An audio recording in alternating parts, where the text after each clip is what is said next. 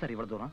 ஏன்பா உங்க குடும்பத்துல எல்லாரும் 24 மணி நேரமும் காதுல பஞ்சு அடைச்சுக்கிட்டு தான் இருப்பீங்களா? வெளியில வாசல்ல பேசுறதெல்லாம் உங்க காதுல விழாத. என்ன சார் சொல்றீங்க? ஊர் உலகத்துல அந்த குழந்தைய பத்தியும் உங்க குடும்பத்தை பத்தியும் ரொம்ப தாறுமாறா பேசுறாங்கப்பா. என்ன சார் செய்ய முடியும்? இந்த பாரு, உன் குடும்பத்தை பத்தி மட்டும் கேவலமா பேசினா பரவாயில்லையே, என் குடும்பத்தை பத்தி கூட இல்ல கேவலமா பேசுறாங்க. என் பொண்ணு கல்யாணத்துக்கு முன்னாடியே தப்பு பண்ணி அவளுக்கு தான் அந்த குழந்தை பிறந்து இப்படி எல்லாம் பேசிக்கிறாங்கப்பா. கேட்கறதுக்கு ரொம்ப அவமானமா இருக்கு. நாக்க பிடிங்கிட்டு சாவலாம் போல இருக்கு.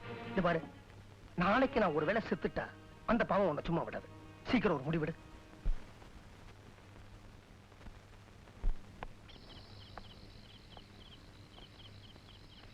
அண்ணே, ஏன் நடந்து வரீங்க?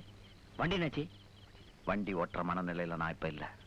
ஏனே, உடம்புதான் சரியில்லையா?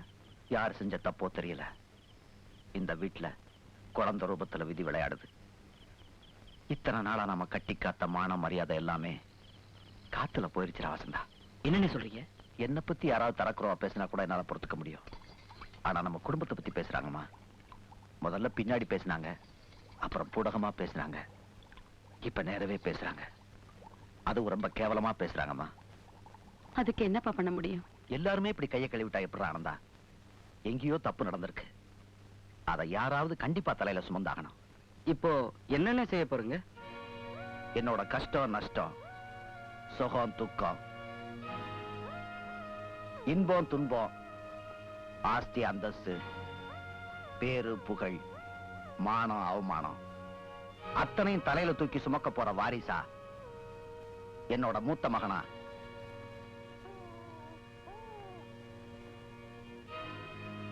அந்த குழந்தைய நான் ஸ்வீகாரம் எடுத்துக்க போறேன்.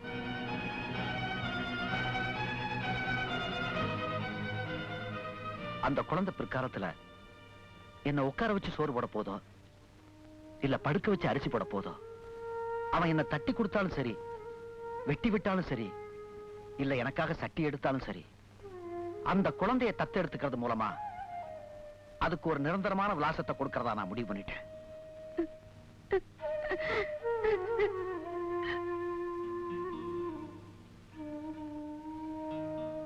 மத்தவங்களுக்கு இல்லாத அக்கறை உங்களுக்கு என்ன வந்தது? எங்க அம்மாவுக்கு இடுப்பு வலின்னா என்னன்னு தெரிஞ்சதே முதல்ல என்னாலதான். அதுக்கு முதல் ஒத்தட நான் தான் கொடுக்கணும். போய் நீங்க எதையோ மறைக்கிறீங்க. எதை நான் மறைக்கிறேன் நீ நினைக்கிறியோ அதை நீ மறைக்காம என்கிட்ட சொல்லு. அந்த குழந்தை உங்களுக்கு பிறந்ததுதான். யார் மூலமா பிறந்தது? அந்த குழந்தை என் குழந்தைதான். அது யார் மூலமா பிறந்ததுங்கிறத உன்கிட்ட சொல்ல வேண்டிய அவசியம் இல்ல. ஒன்னாலானதை பார்த்துக்கடி.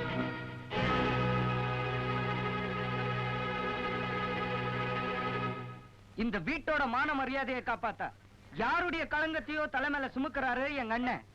அவருடைய தம்பினா அதே ரத்தம் தான் என் உடம்புலயும் ஓடுது. ஒரு களங்க இருக்கிற நீ இந்த வீட்டுல தங்குறதை என்னால அனுமதிக்க முடியாது. நான் சொல்றது கேளுங்க.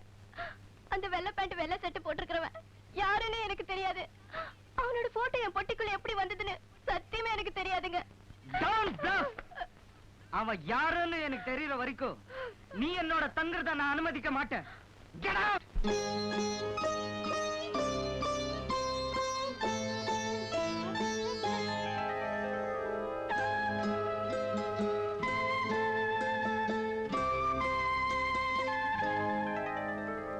சொர்ணமே சொர்க்கமே வா வா, சொந்தமே பந்தமே வா வா, என்னையும் அன்னையாய் மாற்றி ஆரிரோ பாட வைத்தாயோ, பேச்சும் நீயே என் மூச்சும் நீயே, சொர்ணமே சொர்க்கமே வா வா, சொந்தமே பந்தமே வா வா.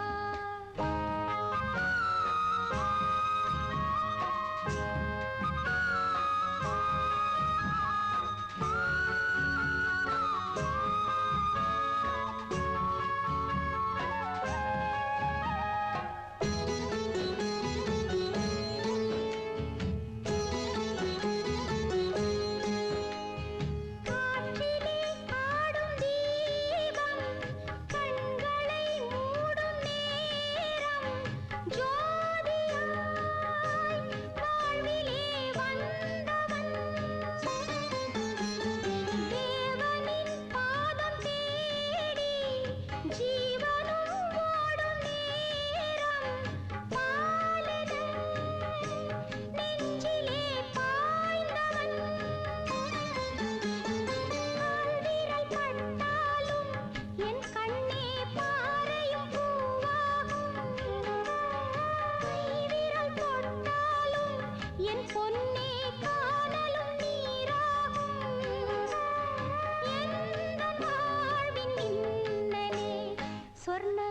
சொர்க்கமே வா வா சொந்தமே பந்தமே வா வா என்னையும் அன்னையாய் மாற்றி ஆரிரோ பாட வைத்தாயோ பேச்சு நீயே என் மூச்சு நீயே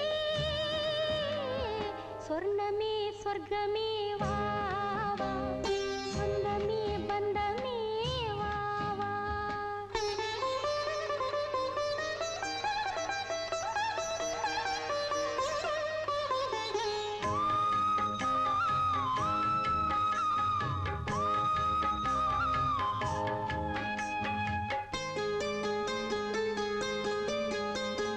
வாடிடும் பூவின் மீது கோடையும் காயும் போது மாமழை மேகமாய் வந்தவன்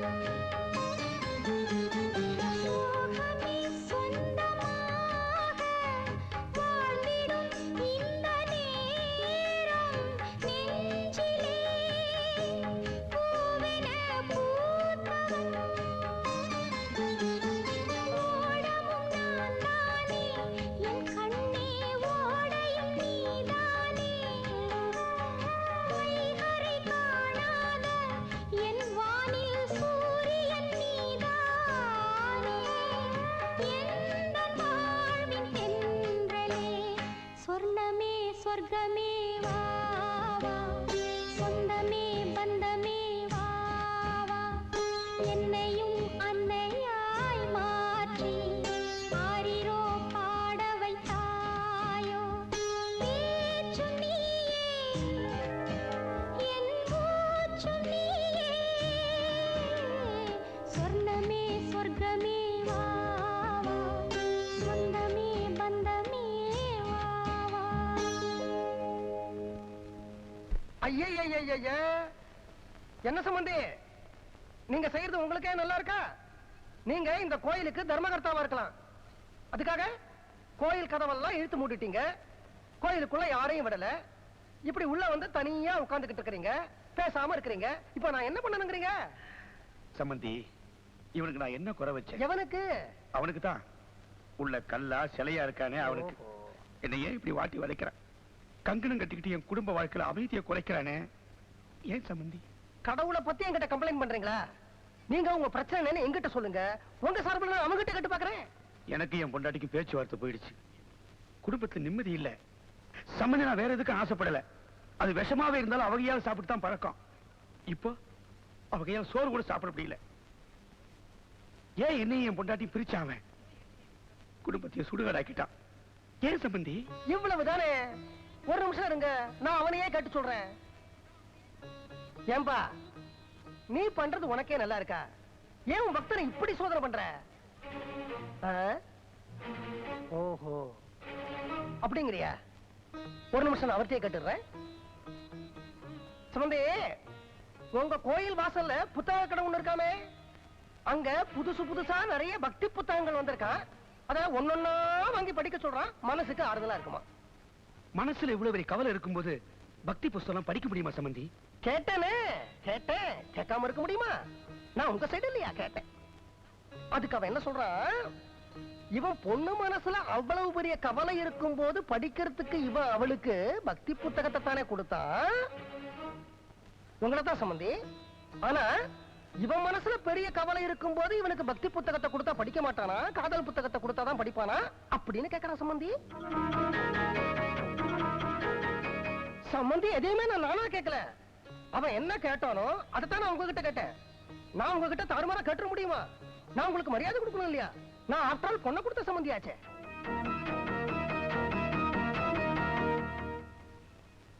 என்னப்பா? ஒரு நிமிஷம் சம்பந்தி, அவன் என்கிட்ட ஏதோ பேசணுமா? என்னன்னு போய் விலாவரியா விசாரிச்சுட்டு வந்துடுறேன். என்னப்பா?